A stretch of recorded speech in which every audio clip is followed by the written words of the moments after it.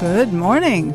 Broadcast live from the KSQD studios in Surf City, Santa Cruz, you are listening to The Dream Journal, a weekly show where we explore the healing powers of your nighttime dreams through conversations with dream experts and with you. In the words of Carl Jung, who looks outside, dreams. Who looks inside, awakens. Today's music is called Delayer.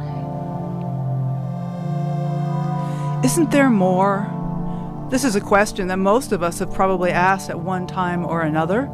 The Dream Journal this week hosts certified spiritual director and dream worker Kim Vann, who will speak about how when these longings surface, it is no less than the emergence of our own inner divine, God within. I am your host, Catherine Bell of Experiential Dreamwork, and welcome to the Dream Journal. The Dream Journal is also a podcast, so you can look for that in all of the podcast platforms, and also on the KSQD website at ksqd.org/the-dream-journal. Look for the Dream Journal, review it, subscribe, and tell a friend. It helps people find the show. Plus, it gives you a chance to talk about your dreams. So I think this whole show is really a creation to give me a chance to talk about my dreams. So I'll tell you what I've been mulling over. A dream recently, I am hungry and there is a cook. It's like one of those festival cooks. He has a big outdoor grill and there's like 10 pieces of beautiful fish on the grill. But I'm not sure that any of those are for me. And so I am afraid to speak up, afraid to ask. And so I end up going to get a raw piece of fish and I kind of go and stand by his shoulder and I'm trying to get up the nerve to ask him to put it on the grill for me. And that is, I've just been mulling over that feeling of standing there by his shoulder, by his elbow really, and afraid to speak up, that there's just a tremendous amount of shame. Oh boy, shame. Good Lord. Like, am I worthy? I just don't feel like that's for me, that there's something for me, that there's enough for me. And just feeling really tender with that feeling that after, all the work that I've done and all that I've achieved and all the wonderful things happening in my life, there's still a part of me that it doesn't feel worthy. So bringing that tenderness in here, bringing that vulnerability. We will be taking call-ins during the last 30 minutes of the show, or you can also email us anytime at onair@ksqd.org. That's ONAIR at ksqd.org. Well, Kim Vann is a certified dream worker and spiritual director, receiving both certifications from the Haden Institute. After a successful career in local government and consulting work, and years of seeking to answer the question, isn't there more? Kim had a life-changing dream and her journey began in earnest. Kim owns her own business, Finding the Thread, which brings this meaningful work to her part of the world and beyond. Kim believes that part of her work now is remembering how to play, listen, and follow her creative self. Find her at findingthethread.org.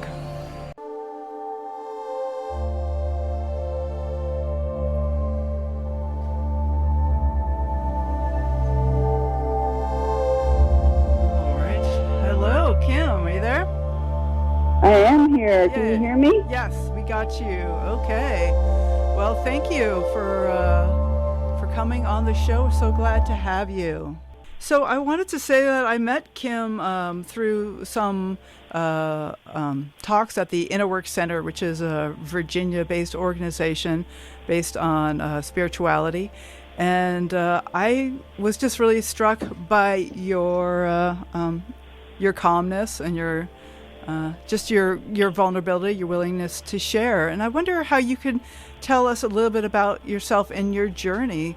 Let's start with the spirituality part. Isn't there more? This is certainly a question that I have had and many other people have had. And I've found that the dreams have been helpful in getting me to the place of being like being okay with that question. Really, I guess it never really gets answered in my view. But like, tell us a little bit about your history, Kim, and what is your experience? Okay. Well, great. Thank you. No, it's a really good question. And, not until I was a little older did I realize that I have always been a seeker. Probably not something I even had heard of the word until, a little bit later in life. And yet I've always felt this inner desire, energy. Sometimes it's the push, sometimes it's the pull, trying to get my attention. And I felt like for many years, like most of us, you do what you're supposed to do. You start a career or a family, and you focus on making something of yourself in the world. And that was very fulfilling. But all the while, it always felt like that there was a question, isn't there more? And at times I would actually wonder, gosh, am I looking at it like the grass is always greener over there? And the more I learned about myself and all, I realized, no, it was my inner divine, my God within, trying to get my attention.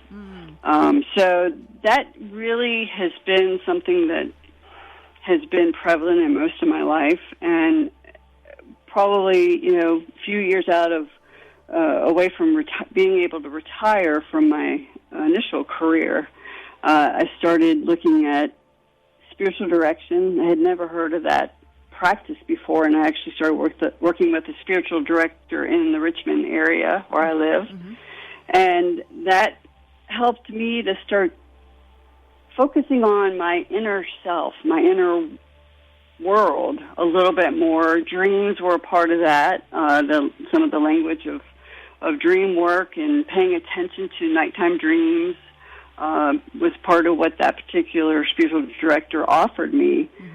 So that was about 5-7 years before I actually retired, and it helped me to really start to look at there was more out there, and I wanted to touch base with what was within me and other opportunities that were there. Right. Well, tell me a little bit more about this phrase, inner divine, God within. Tell me a little bit about what that means to you. Yeah, so, I'm trying to be politically correct a lot of times when I say that, but I realize that for me, a lot of times it's not it is God. So I do probably look at myself as Christian, but I'm very much a spiritual being. Spirituality is more where I've been led over the years. And the more work I've done with spiritual direction and dream work through mainly where I got both certifications at the Haden Institute in North Carolina, that language of identifying God within me, and maybe God's a lot bigger than anybody can ever imagine. So I kind of go with inner divine, God within, because I feel like so much of the energy when I pay attention within my body is trying to, get me to go in a certain direction or just to pay attention and see things better or be more present within myself. Okay, so so it's like a question of like connecting within or that God exists within, or is there really a difference? Yes. Probably not. Yeah, probably not. But for me, it's connecting with myself first so that I can be more present within my world and for others. Right. Yeah, I love that you also bring in the word seeker. That's something that comes up for me a lot with people who are interested in their dreams. People who are looking for more. It's kind of, and what that even means is like a seeker, somebody who is like this. There's more than like just that question. Isn't there more? Right. And that's like one of those questions that never really has an answer because there could be more. There is more. And I've really gotten comfortable with that question and feel like I'm kind of on the journey of finding what that more is, rather than just like, you know, the Talking Heads song is like, you know, how did I get here? Yes, yes.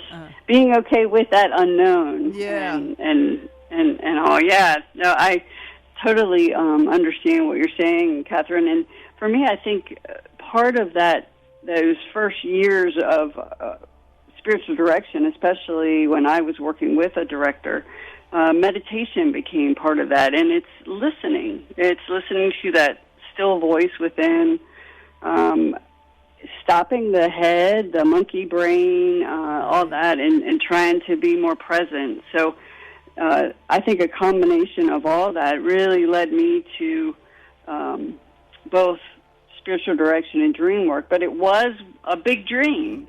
Since we're talking about dreams and you're the dream journal, yeah. It was a big dream that actually, I could say, woke me up to really going on that deeper journey. I'd love it if you would share that dream with us. It's the dream. I looked at it again because it was in 2015, and the dream, it was like 6 pages long, right, longhand. So it's probably too long to read here, but it was one that. Yeah, you could maybe. Yeah. I definitely can share what the dream was very vivid. So I think for me, that in and of itself and the length of it really stuck with me when I woke. The imagery was so. It was almost undescribable how vibrant everything about the dream, and it was a sequence of dreams. It wasn't just one long dream. I went from going upstairs that used to look one way. They were exterior stairs, and when I was in the dream going up them this time, they were decrepit. They were breaking down. The concrete mortar was falling apart, and there was all this debris on the stairs that I had to remove to continue to go up, which then led me into interior space within this home, and it went from a group of people trying to watch a movie to a lab within another area where this woman led me to this lab. It reminded me of the high school chemistry lab or biology lab, with the setup and the high top tables that are, you used back then at least. And the dream then brought a feminine energy to me that in the dream I knew who she was. And it was like I was experiencing both the dream and being awake at the same time, not necessarily lucid dreaming as a lot of people talk about, but I was aware that this person in waking life had actually passed away. So in my dream, I was shocked that she was here with me. And she spoke to me, giving me messages that were, you spoke about shame when you first started the call. It made me feel somewhat, not necessarily that she was shaming me, but it brought up shame within myself that I wasn't seeing myself. And one of the things she told me is that there's so much beauty within me if I would just pay attention, that I have this beauty, I can see it. And I needed to really start working with it. Oh, wow. And then it continued, and as she actually, in the dream, she disappeared into dust. Oh. And I was crying because, again, I was in this another world of being aware that in waking life she had actually passed away, and then dreaming at the same time. So I'm crying in my dream, and I went outside after she passed away, and down these same stairs that now were totally different, and I see I'm like shaking off the energy because it's so overwhelming in my dream, and I'm spinning around with my arms outstretched, and as I spin, I see everything becomes more and more vibrant. The colors are so magical, it's amazing, and the more I spin, the more vibrancy, more color, and everything's growing around me. And it went on a little bit more with an ending of a compensating dream, which sort of brought me back to reality a little bit. But, of course, I didn't know any of that lingo back then. I just knew the enormity of this dream, and that really made me start paying attention, like, okay, it's time to really start on this journey, whatever this journey is. Wow, okay. So it seemed that feminine presence, that visitation of your deceased woman there was part of the pivotal thing of telling you about your beauty. Yes, yes, that's the way it felt. And it was like I knew it was her, but I also knew for me it was God trying to use her to get my attention in the dream. Okay. Mm-hmm. And so what happened after this dream? Like, how was this a catalyst for you to start to... Well...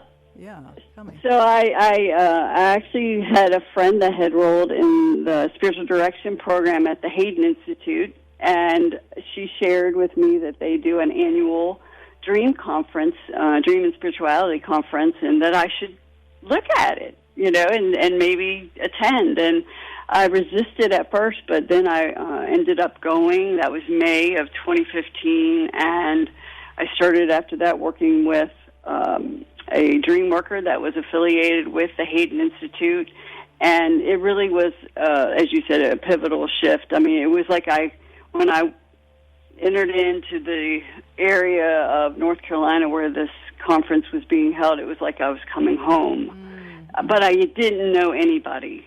And I also didn't know much of what they were talking about because it's a Jungian Christian mystical tradition of both spiritual direction and dream work. So they study a lot of Carl Jung and the approach he took with dreams and the energy that comes with dreams and images, symbols, etc. And so you have a different kind of approach to working with dreams? Like, what is your particular approach, and how do you, like, say, so what a spiritual director? Well, you know what? Here, back up.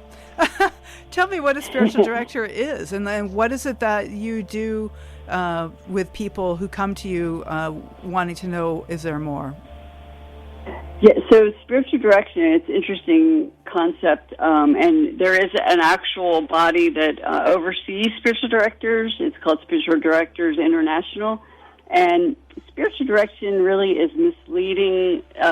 It's a term I find very misleading because I don't direct. As a director, I sit with people and listen to what's being said, but also what's not being said. I ask questions and try to guide people without, counseling. I'm not a counselor or a therapist, so it is very much a journey that I walk with another person and listen and allow them a voice, allow them the opportunity to share what's on their heart. And, they can be Christian, they can be of other faiths, they can be of no faith whatsoever, but everybody has energy that is guiding them somehow, whatever you may believe. So it's being open to where that person is coming from and what's on their heart. And a lot of times people just need an opportunity to be heard. Right. And I know for me, that was a big part of when I first started in spiritual direction.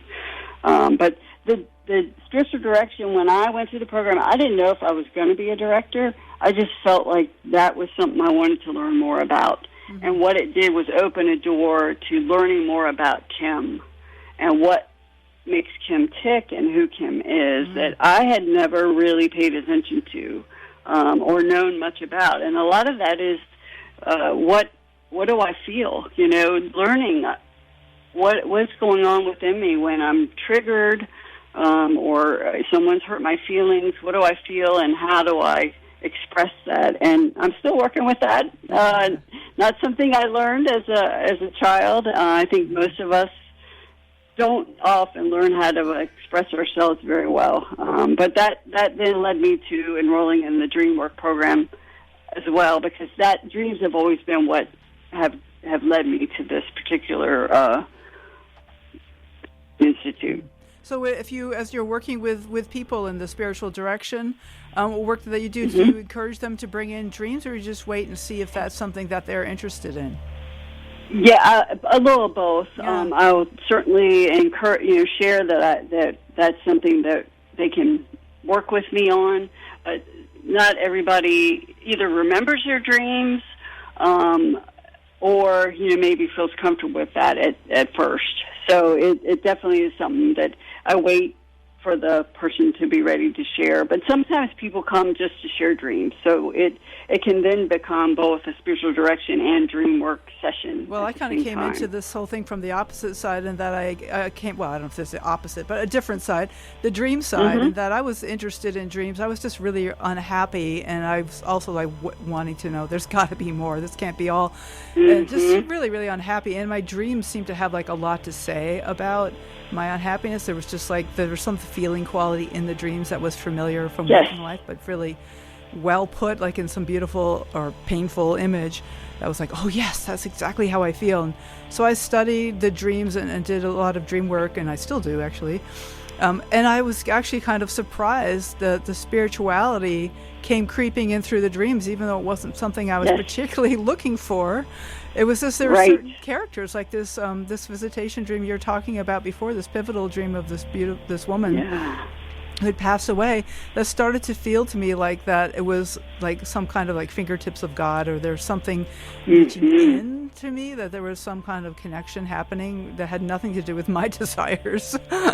That there was like there was like a sense of divine was courting me, and so I felt like the spirituality kind of emerged from the dream work rather than vice versa. And I guess it couldn't go either way.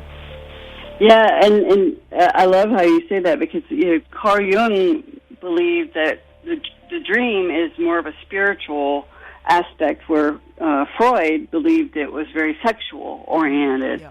And that was the split between the two practices and thought processes with psychology. And for me, that it is spiritual. The images, symbols, you can be somebody that doesn't remember your dreams very often, and yet you want to work with some of that energy and imagery, and you can use a waking life dream, something that happened during your day that held a lot of energy for you. You can work that as a dream. Absolutely. But I have found that you may think you don't remember your dreams, but everybody dreams, and they've been able to prove that, as I know you probably talked about in other podcasts, but they've been able to prove that. And what's amazing, when you do start working with the symbols, images, or your dreams, or waking life dreams, then you start to remember things more and more. Absolutely. Paying attention to them begets more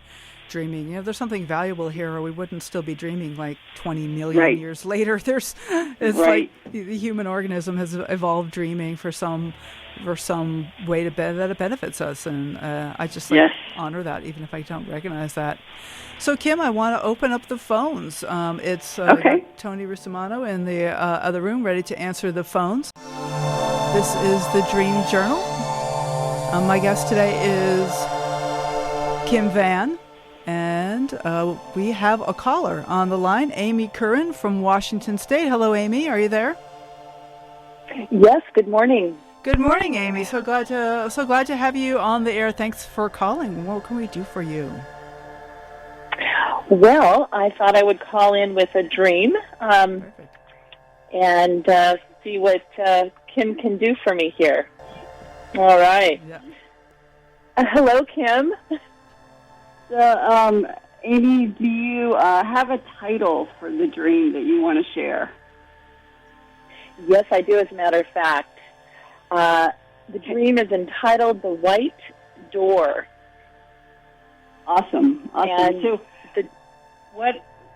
I don't know if, Catherine, you want to be the one to share how to read the dream, or you want me to go for it? Well, I would say whatever you think is best. I would encourage you to just speak the dream, in the present tense, and just as you're speaking it, imagine that it's unfolding around you, and feel what's coming up. And so you could share whatever you're noticing as it comes up, or you can, at the end of the dream, just share what it's like to share the dream.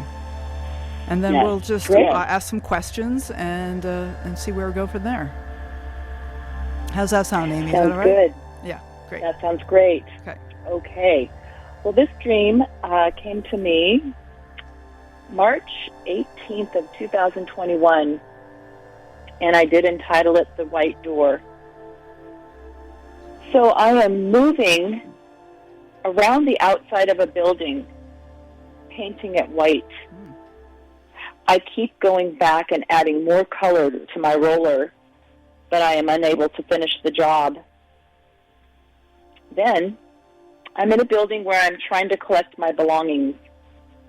They're in different places and piles of things that are not complete. Now I am running from something, and I see a dead man crumpled up on the ground. I move down a set of stairs with a fish ladder on the left. I look over the cement partition wall and see the head of a sea turtle making its way up the fish ladder. Behind it is another, then another, and another. They are large and different colors: brown, dark green, burgundy, and gray. Now I'm in a room with my husband, and we are getting intimate. Then I'm in a laundry room, and here's someone coming. So I close the door and realize that the door did not get painted white. Suddenly, a young girl appears in the laundry room facing me, wearing a long white dress. She is blocking the door and does not seem to want to let me out. End of dream. Wow, thank you, Amy. Yes, thanks, Amy. Thank you. So I'm curious, Amy, where's the highest energy for you in the dream? Oh, gosh. Well, seeing that this dream was dreamt over a year and a half ago, it still brings up a lot of energy for me.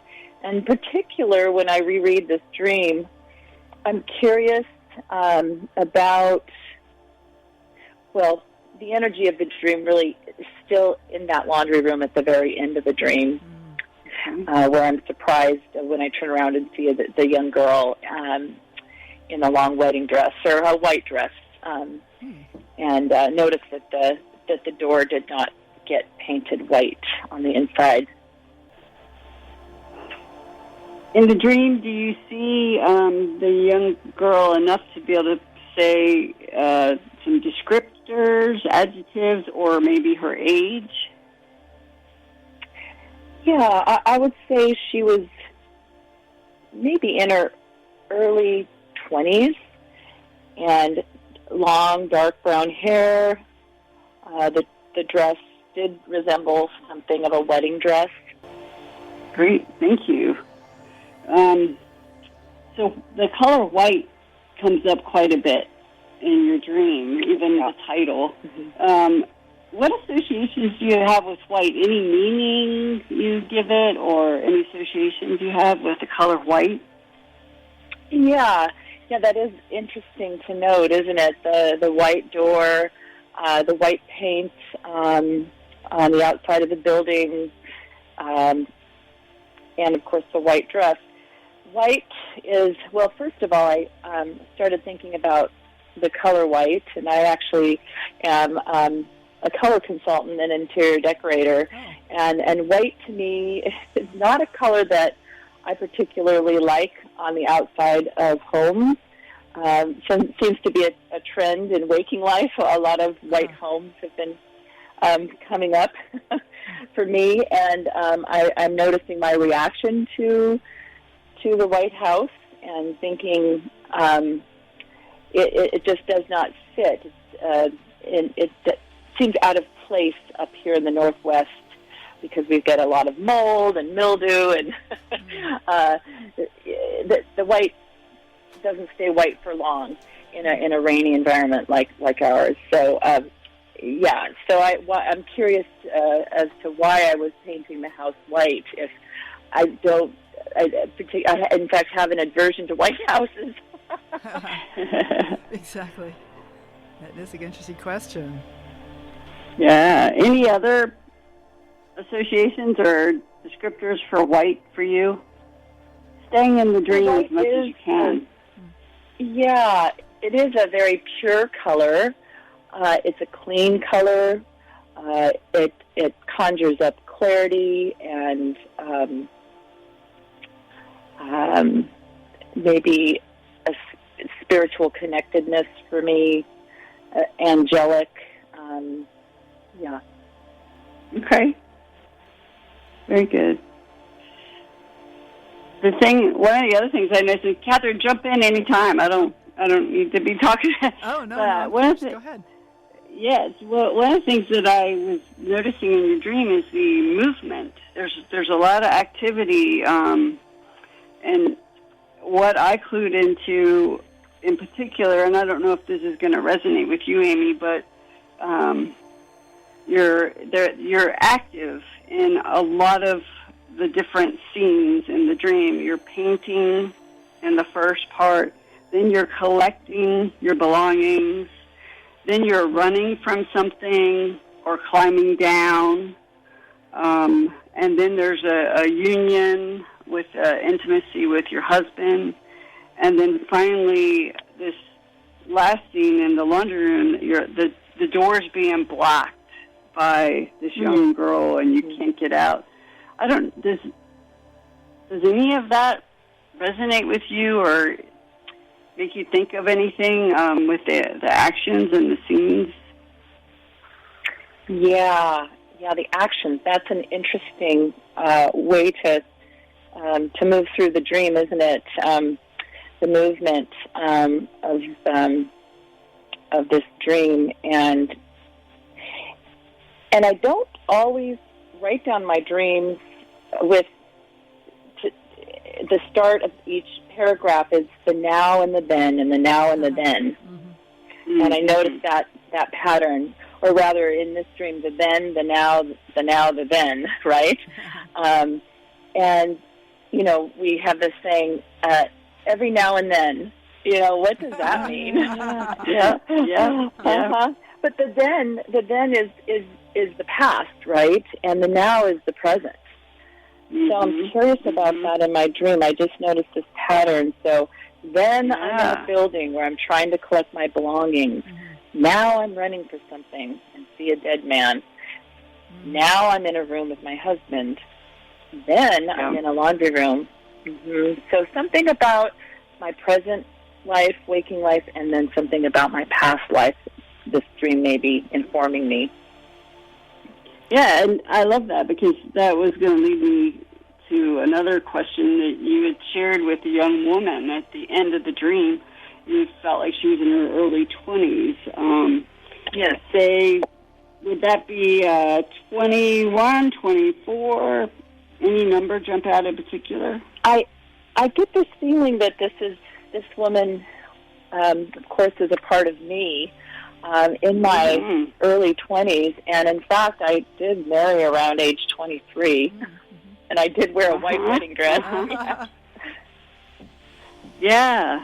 So, what I like to do, and this is one of the things my dream mentor did, was look at numbers as maybe a key to something that from your past you want to bring forward now. So if you were looking at 23, 20 when you were 23 or 23 years ago, was there something occurring that maybe wants to be brought forward now and integrated better, or just paid attention to more? Well, I'm going right back to that age of 23 because it seems very apparent to me that this part of myself in a laundry room, which is interesting. What is a laundry room for, right? Well, I'm going to jump in to say that one of my associations with white is whitewashing, and then here comes the laundry room, and is there something I'm whitewashing? And I just also want to say, I'm not sure if I heard you correctly, but the name of the dream is The White Door, and yet the door is the only thing in the dream that I did not paint white. Is that true? Yes, good catch there. That is Yeah, in fact, when I went to reread this dream, I said, why the heck did I paint? Did I call it the white door if the door was painted white? But you got to trust that intuition. There's something here. Yeah. Like maybe she's stopping me from painting the door white. It's like, no, not the door. Like at least we have a door. We're going to keep not white, not whitewashed. If it's whitewashed, I don't know.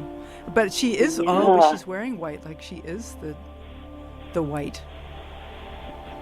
Yeah, and there was something very divine about her too, ethereal, and she was blocking the door, and she didn't seem to want to let me out, right? So there was this feeling of entrapment, but in a laundry room, and I know. It is a place where I go to wash my clothes. I like that idea, whitewash. What is whitewash? Yeah. Is that an expression? Yes, well, it's an expression that to sort of paint over the bad stuff. That's how I understand that. It's like to pretend something bad didn't happen. Like it was there. She whitewashed her past. Like there was nothing bad that happened. That's my association with that phrase. Yeah. Well, that really resonates with me, Catherine. Just the idea that, that I wanted to paint over the past, to whitewash it, but this young woman didn't want me to do that. It's as though she wanted me to look into the past and see it for what it was and not wash it over with white. But she wants to keep me in the laundry room, and I have to say I have another strange association. I don't know, but what comes up for me is airing my dirty laundry. Like maybe that's a good thing. Maybe she wants me in the laundry room. So like, don't whitewash it, but like let's bring it out and clean it up like in a meaningful way. Not just to whitewash for me means just to kind of cover it over and pretend it never happened. Where instead we were going to actually clean it. I don't know. And there's a cleansing of a feeling of sorts there. I like that. But in your dream, you actually close the door when you hear someone. So you've shut the door to the what is on the other side. And for you, what a door? I mean, a door is often like a threshold, something we cross over. But here's this like you said, this younger part of yourself that is not wanting you to cross this threshold. As she stands there facing you wearing a white dress. Yeah. I think I need to clean some of that dirty laundry. There's a reason I'm in that laundry room. Well, like I'm very curious about that dead person that I passed by in the dream. Like I'm very, like just tender, like just to ask a question, like, and I just see him and I pass by, and I have like what just to be tender about that. Like and maybe there's a reason I have not wanted to think about that time of my life or whatever the dream might be pointing to. There's maybe a reason because there might have been a lot of pain going on there, a lot of stuff died. Yeah, thinking too of what are you running from, because that's when you see the dead man. Do you have a sense in the dream what you're running from? I'm not sure. I can't come up with that, but I preface it by saying now I'm running from something, so perhaps this is something I'm running from in my current life. And I see the dead man crumpled on the ground, and, figuratively speaking, this perhaps is a part of me that needs to die, and something that maybe I need to face rather than running from. I'm not sure. Right. Often death in the dream. Yeah, and then. Go ahead, Amy. And then I moved down a set of stairs with a fish ladder on the left, which is interesting. Tell me about those turtles. I'm fascinated how a turtle can get up a fish ladder. Turtle. How can they even do that? Well, this is a dream. So it is a dream. Right. Yeah. Well, there was this partition I remember that was separating me from the fishes, the fish ladder on my left, which I'm sure has something to do with maybe my left-handedness, maybe my feminine side. I'm not sure. The sea turtles, well, I can tell you that sea turtles in my dreaming life have been very prolific in the past and have led me down into my unconscious parts of myself. And they're land and sea animals, so they can live in the conscious waking life and then the unconscious dreaming life. So sea turtles are important to me. Oh, and here they are. There's many of them, as I recall, all different colors, and going upstream, going up this fish ladder. So there's something rising up in me, perhaps. Some like a subconscious or spiritual part of myself rising up, maybe. Yeah, and taking that further, you know, in the dream you're moving down, so we could say that you're moving down into your unconscious, and we know that sea turtles and fish are going to be in water, and water is often looked at as unconscious as well. So it really points to that. If you were to, you say sea turtles are really important to you, and waking life too. What do they represent for you? Any associations or meaning that you give to sea turtles? Well, apart from them being very important to me, perhaps one of my animal spirit guides. They just provide me with reassurance, maybe. Reassurance. That's beautiful, Amy. I want to ask Kim here some advice about, like, one of the things that we chatted about is that you use like journaling or images or creating poems. Yes. This creativity. Is there anything as a way to honor the dream? Is there any thing you could suggest to Amy? As like, how would you honor this dream? Do you have any thoughts about that? Yeah. Often, what I'll often do is to take the lead from the dreamer herself, and so if hearing that sea turtles do hold a lot of presence for her, if you're someone that likes to draw or paint, consider doing something like that while holding the energy of the sea turtle in the dream. Also, maybe if you don't already have some sea turtle, decor, maybe buy a little stone or clay sea turtle that honors it that way. Also, that active imagination could be used with this young feminine energy, asking her, continuing the dream forward and asking her, what does she want? Why is she there? Why is she blocking you? And active imagination being something that is really not putting any borders onto what you're thinking, just kind of letting your mind go where it wants to go, and you would want to try to get back into the dream as much as possible, and then just sort of, write down as you're thinking about whatever comes without blocking what's coming, and see where your imagination and your intuition leads you with this dialogue with this young woman. Yeah, this is a dream that's been with you for a year and a half now, Amy, and there's some reason that this dream is still speaking to you. So I would trust that and consider some of those suggestions, Kim, to really honor the dream. And I would say that just by bringing it to the dream journal and speaking it on the air and being willing to explore some more of it, that's also honoring the dream. Amy, thank you so much for calling. Is there anything you want to say as we're finishing with the dream? Well, I really appreciate both of your insights on the dream, and I will take that suggestion of working maybe with the young woman, and as you mentioned, Kim, seeing perhaps why she's blocking the door, what's being blocked in my waking life that I could dialogue with. Yeah, and then of course the whitewashing and the dirty laundry. Thank you both. Thank you, Amy. Thank you, Amy. Thank you. Take care, Amy. Okay. Bye. Yes, bye-bye. Bye.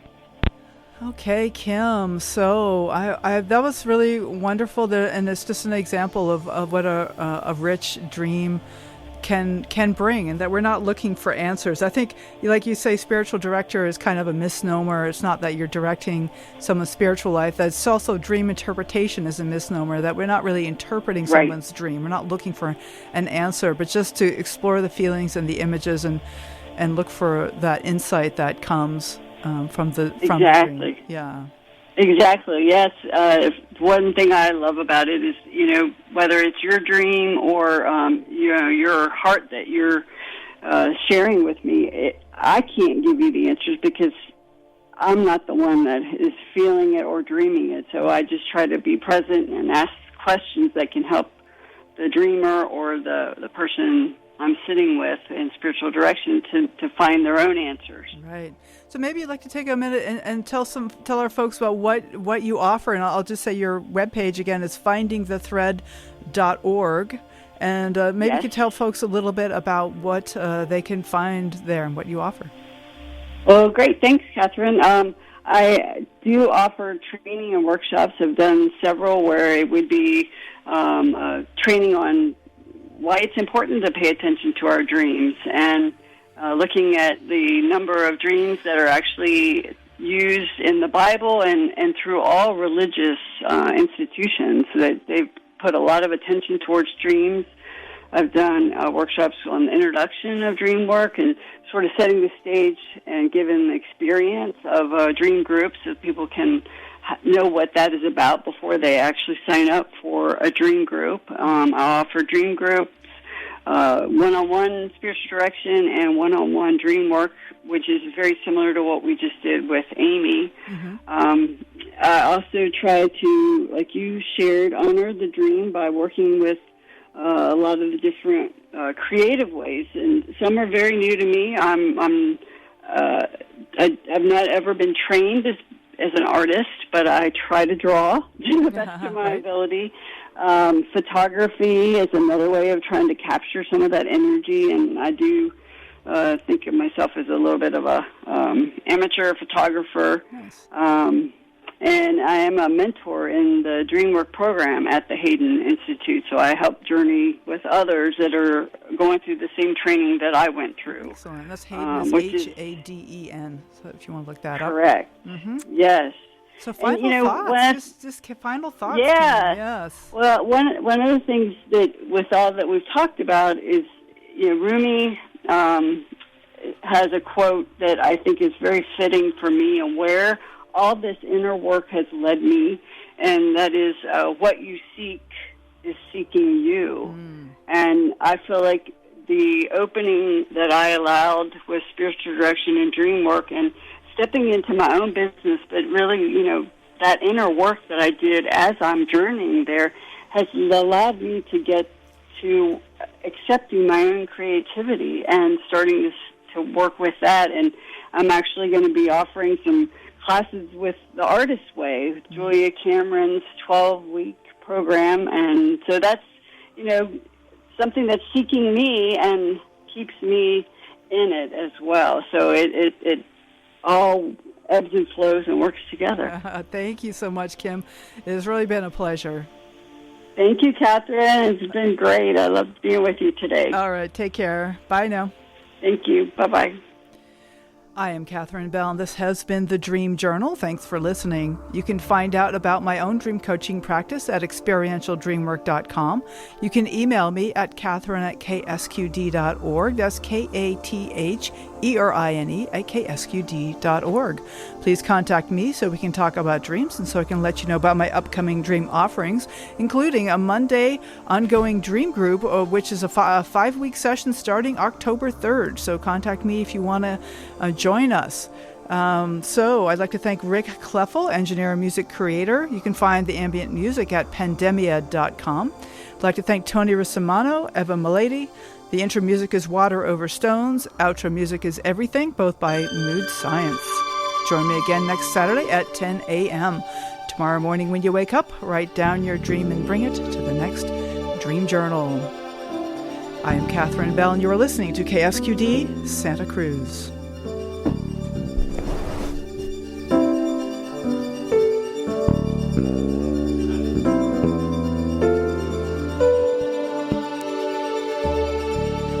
There's a